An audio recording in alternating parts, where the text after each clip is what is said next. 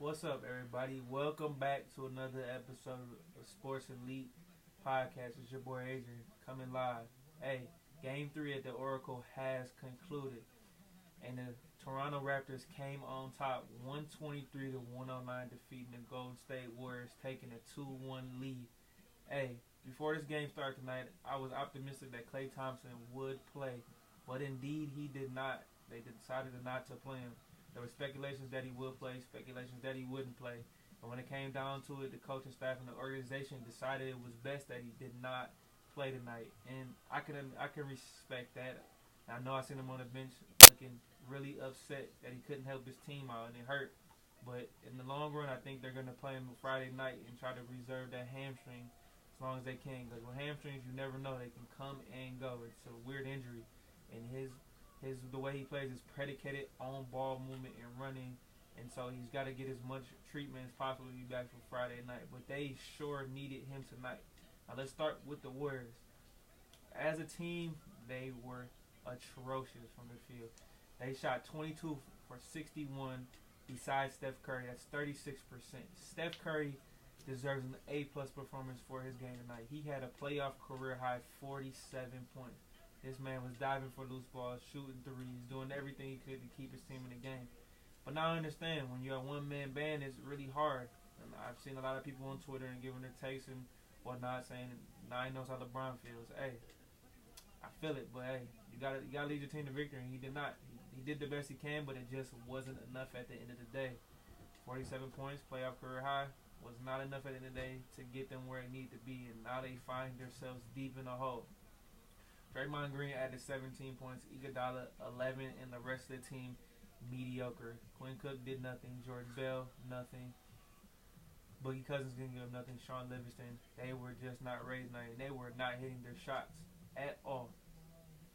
I really don't know what to say about the Warriors. They find themselves in a precarious situation right now. The champs down 2-1. Like I said, you never doubt them. They've been down 3-1 before. They were a few years ago against OKC.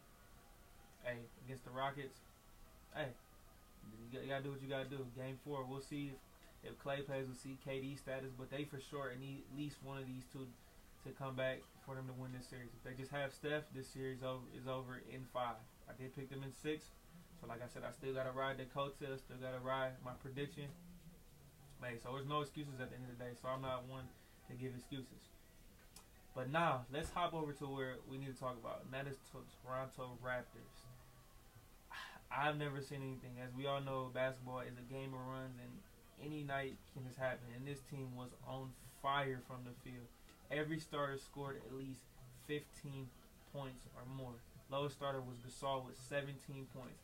Danny Green had a breakout game. Him and Ibaka, Kyle Lowry were the 3 guys who stood out to me in my opinion. Now we know Kawhi's going to get his buckets and do what he needs to do. But these guys, especially Danny Green, 6 of 10 from the 3-point line. The biggest plays in these games came in the third quarter. Danny Green hit 3 after 3 in this quarter, and even some shots just throwing them up, and they were going in. Everything was falling. And no, let's start with Serge Ibaka. Serge Ibaka played defense like he was playing when he played for OKC Thunder. He had 6 blocks. The Raptors had 10 blocks total as a team.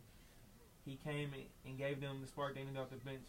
But hey, now let's hop to Kyle Lowry, which is one of my least favorite players in the NBA because he decides to play some nights and sometimes he doesn't. But played remarkable at 23 and 9, hit a lot of big threes. A lot of these big threes came in the third quarter for the Raptors, and we know that is notoriously famous for the Warriors being at their quarter. But the Raptors held them off as best they could.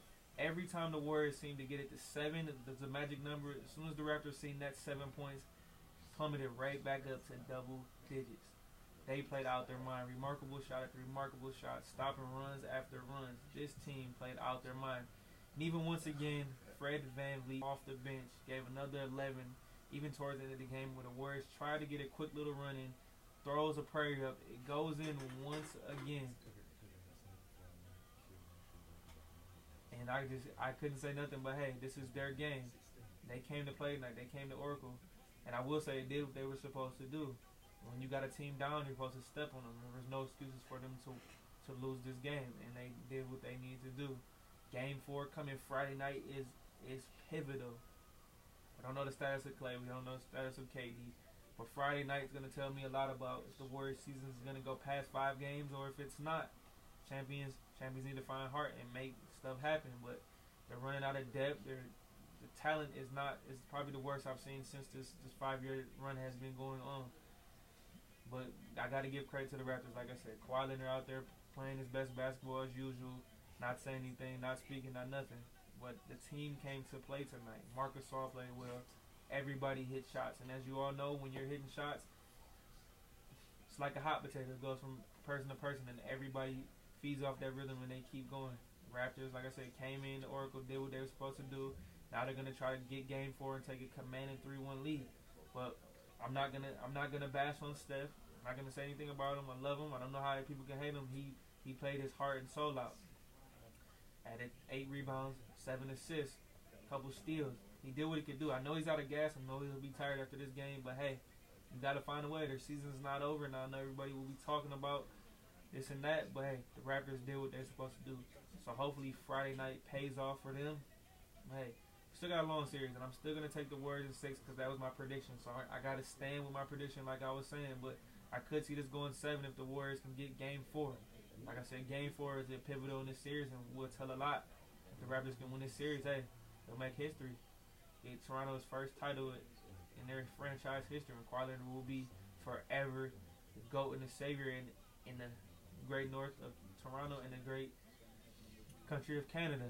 Hey, a little disappointed in this game tonight, but hey, came to play, and that's what happens. It's a series. It goes up, it ebbs and flows, and it goes ups and downs. But hey, we're back for game 4. Friday night in the Oracle, and it'll be rocking. They need to bring some more energy. They need to get fired up and get this crowd going. But hey, everybody, that's another episode of the Sports Elite Podcast with your boy Adrian. You know what to do. You got any questions, you want comments, you already know, leave them below in the box. Hey, do not forget to follow me on Twitter. That is at Keeping the Score. Don't forget, we got game 4 Friday night. Hey, I'll be back with another video, everybody. Y'all have a great night.